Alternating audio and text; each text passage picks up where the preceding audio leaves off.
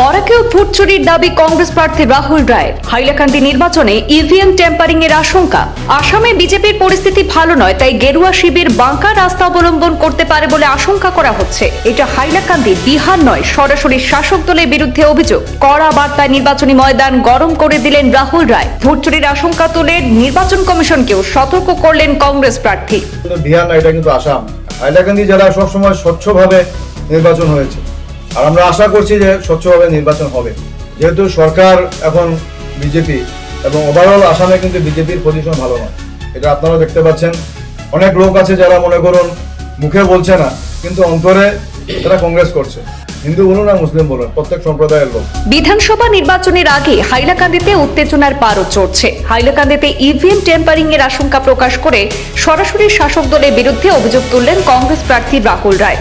নিজের বাসভবনে সংবাদ মাধ্যমকে আহ্বান করে রাহুল রায় জানিয়েছেন যে হাইলাকান্দির পরিস্থিতি যেন বিহারের নির্বাচনের মতো না হয়, সে বিষয়ে তিনি বিশেষভাবে সতর্ক রয়েছেন।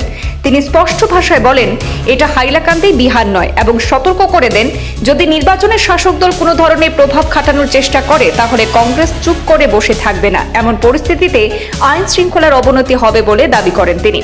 রাহুল রায় আরও দাবি করেন, গোটা আসাম জুড়ে বিজেপির পরিস্থিতি খুব একটা ভালো নয়, তাই নির্বাচনে গেরুয়া শিবির বিকল্প পথ অবলম্বন করতে পারে বলেও আশঙ্কা প্রকাশ করেন তিনি আশা প্রকাশ করেন যে নির্বাচন কমিশন নিরপেক্ষ এবং স্বচ্ছভাবে পুরো নির্বাচন প্রক্রিয়া সম্পন্ন করবে। একই সঙ্গে তিনি সতর্ক করেন, যদি কোনো নির্দিষ্ট রাজনৈতিক দলকে বিশেষ সুবিধা দেওয়া হয় তাহলে কংগ্রেস তা মেনে নেবে না এবং যথাযথ পদক্ষেপ নেওয়া হবে। বিহার নির্বাচনের পর সাধারণ মানুষের মধ্যে নির্বাচন কমিশনের প্রতি আস্থা কমে গেছে বলেও দাবি করেছেন রাহুল রায়। যদিও এখনো পর্যন্ত কমিশনের কাজকর্মে তিনি সন্তুষ্টি প্রকাশ করেন, তবে ভবিষ্যতে শাসক দলের চাপের কারণে পরিস্থিতি বদলে যেতে পারে বলেও আশঙ্কা করেন কংগ্রেস প্রার্থী। সাংবাদিক সম্মেলনে কি মন্তব্য করেছেন রাহুল রায়, চলুন শোনাবো আপনাদের।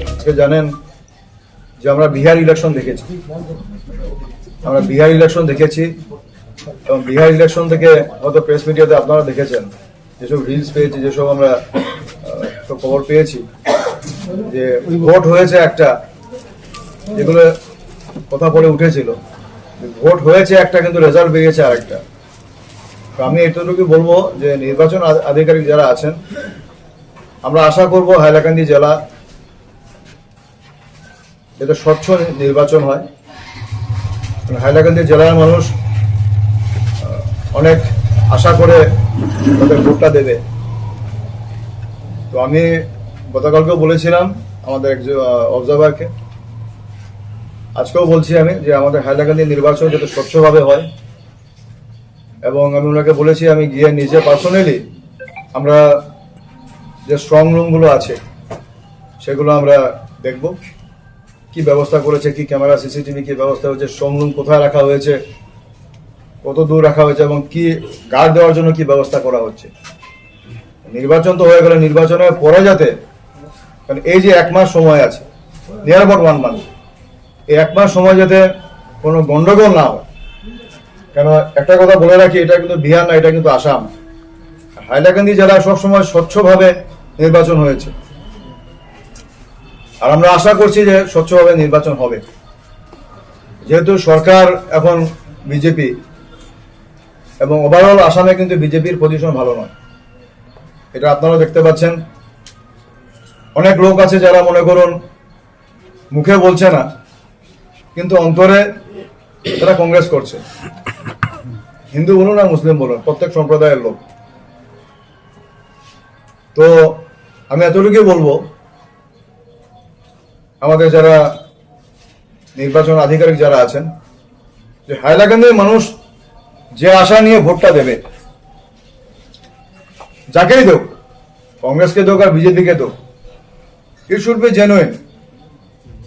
এবং এখানে যদি কোনো মিসহ্যান্ডেলিং হয় তাহলে কিন্তু, এবার বলছি একটা কথা, হাইলাকান্দিতে কিন্তু মানে তার পরিণাম কি হবে এবং কি ল অ্যান্ড অর্ডার হবে সেটা কিন্তু বলার অপেক্ষা রাখবে না। এটা যদি এবার বলছি, যদি মানুষ মরেও গিয়ে বন্দুকের সামনে গিয়ে মানুষ মরবে, কিন্তু কেন মানুষের এবার অস্তিত্ব লড়াই, মানুষ লড়বে, সামনে যেই আসুক না কেন। আর আমরা জনতার যে ইচ্ছে, জনতার যে আশীর্বাদ, সেটা আমরা মাথা পেতে নেবো। তো আমি আশা রাখবো, আজকের দিনে বলছি, আমি আশা রাখবো আমার ডেপুটি কমিশনার বলুন, আমার যে রিটার্নিং অফিসাররা বলুন, আমার অবজারভাররা বলুন, ইলেকশন কমিশন বলুন, যে ওনারা নিশ্চয়ই স্বচ্ছভাবে ইলেকশন করাবেন এবং ইলেকশন প্রসিডিওর যাতে স্বচ্ছভাবে হয়। যদি আমরা দেখি কোনো রুলিং পার্টিকে এক্সট্রা ফেসিলিটি দেওয়া হচ্ছে,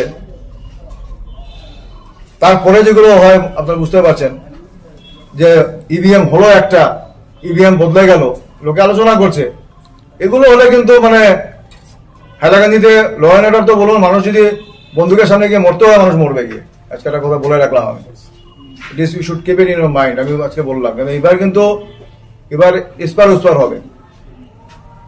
যাই হোক, আমি এই যে আশা করছি আজকের দিন পর্যন্ত যতটুকু আমি দেখেছি সিস্টেম খুব ভালো, আমার কোনো এলিগেশন নেই এবং আমি এটাই আশা করবো it should be continuing like that. আজকের দিন পর্যন্ত আমি যা পেয়েছি আমার কারোর উপরে কোনো কমপ্লেন নেই। As of now things are good. কিন্তু একটা ভয় আছে, একটা ধারণা লোকের ধারণা, দেখুন বিহার ইলেকশনের পরে মানুষের ভিতরে একটা বিশ্বাস চলে গেছে। মানুষের বিহার ইলেকশনের পরে একটা বিশ্বাস চলে গেছে গিয়ে সম্পূর্ণ কমিশনের উপরে। কমিশন তো যা ইচ্ছা করতে পারে, আমি কিন্তু বলছি না সেটা, কিন্তু আমি আশা করছি যে আমরা ন্যায্য সবকিছু পাবো, জাস্টিস পাবো, যেটা হবে সেটা সঠিক হবে। আজকে পর্যন্ত হাইলাকান্দি ইলেকশনে কখনো অন্যায় হয়নি, আমরা দেখে আসিনি, সত্যি কথা যেটা, রুলিং পার্টি থাকি আর না থাকি। কিন্তু আমি আশা করছি এটা সেম ভাবে যাতে মেনটেন হয়। Till now what I have seen, things are good, we are happy to everything, কিন্তু শুধু মেনটেন লাইক দ্যাট। আমি এতটুকু বলবো, আমার এটা নির্বাচন আধিকারিককে আমি অনুরোধ করবো যাতে আপনারা এটা মেনটেন করেন, যাতে হাইলাকান্দি মানুষের বিশ্বাসটা অটুট থাকে, এটাই আমি বলবো। আজকে হঠাৎ স্বচ্ছতা আর নিয়ে আতঙ্ক কেন? আতঙ্ক কেন না, এটা তো দেখুন আপনারা, আমি আগেই বলেছি বিহার ইলেকশন দেখে, বিহারে আমরা দেখেছি যে পাবলিক সাপোর্ট একদিকে, ভোট হয়ে গেলে আরেকদিকে, ওয়াই লাইক দ্যাট। তো এগুলো মানুষের ভেতরে আসে, তো এগুলো আপনারা নিশ্চয়ই বুঝতে পারছেন। আমরা শুনেছি যে ট্রাকে আপনারা দেখেছেন, ভিডিও দেখেছেন, সবাই দেখে আজকে social media, everybody has seen, ট্রাকে এসছে, রাত্রে ট্রাক ঢুকে গেছে, গিয়ে আসতো ইভিএম চেঞ্জ হয়ে গেছে, নতুন ইভিএম ঢুকে গেছে। তো এগুলো যদি হয়, কারণ যেহেতু আমাদের এখানে 1 মাস সময় থাকবে, 1 মাস সময় যেহেতু আছে আফটার ইলেকশন, তো এটা আমাদের প্রত্যেককেই, আমি মনে করি খালি আমি দিয়ে নয়, এটা আমাদের যারা গণতন্ত্র, যারা আপনারা আছেন, আপনারা গণতন্ত্র আপনারা দেখছেন, you are the media person, এটা আপনাদেরও দায়িত্ব আছে, সঙ্গে হাইলাকান্দি মানুষের প্রত্যেকের এটা অধিকার স্বচ্ছভাবে তাদের অধিকারটা পাওয়ার। এটা আমার একলা দিয়ে নয়, এটা প্রত্যেকেরই অধিকার। তাদের যাতে যে ন্যায্য জিনিসটা যাতে, যেটা তারা চেয়েছে, যেটা ম্যান্ডেট তারা পাবলিক দিয়েছে, সেই ম্যান্ডেট যাতে সঠিক থাকে, আমি এটাই নিবেদন করবো আজকে। সংবাদ মাধ্যমে একজন মহিলার নাম উল্লেখ করেছে, এগুলো তো গতকালকে গেছে। না, এটা নিয়ে criticize করছে আপনাকে? না, এগুলো তো শুনুন, এগুলো আলাদা দলে আলাদা কথা।